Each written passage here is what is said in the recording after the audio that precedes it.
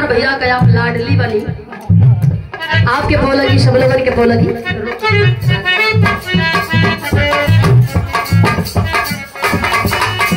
बहादुर भैया गई लाडली है, ये आपके ओर से। बहादुर ठेकेदार भैया गई लाडली है, ब्राह्मण सब लोगन के बोलगी।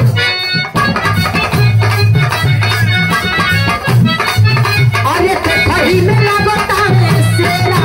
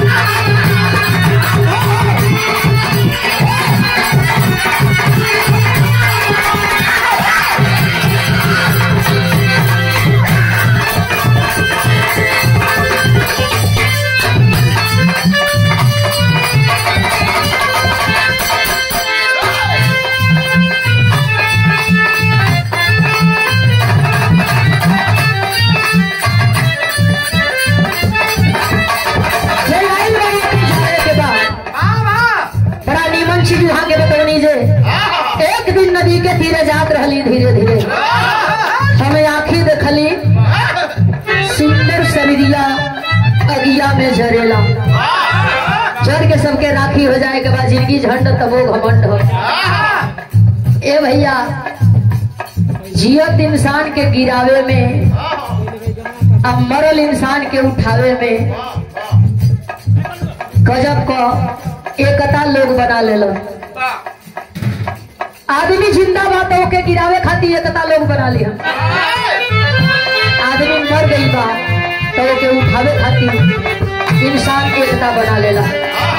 हम कही ना कि एक माई की कोख से 4 गो बेटा का जन्म भइल बा, माई का बुढ़ौती आ जाई कहत कहत बतावत बतावत एक रास्ते पर 4 बेटा के चले के हो, बेटा ना सुनी हम कहत कहत जब माई मर जाई तब बिना कहले वो 4 बेटा एक रास्ते पर चल दिया।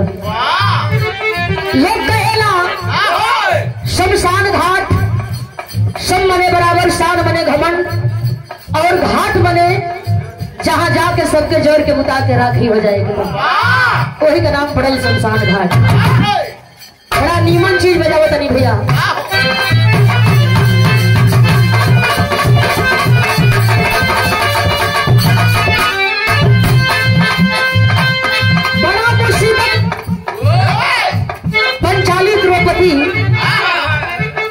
झेल रहल बड़ी, रो रहल बड़ी, अब भगवान कन्हैया के याद कर रहल बड़ी। कैसे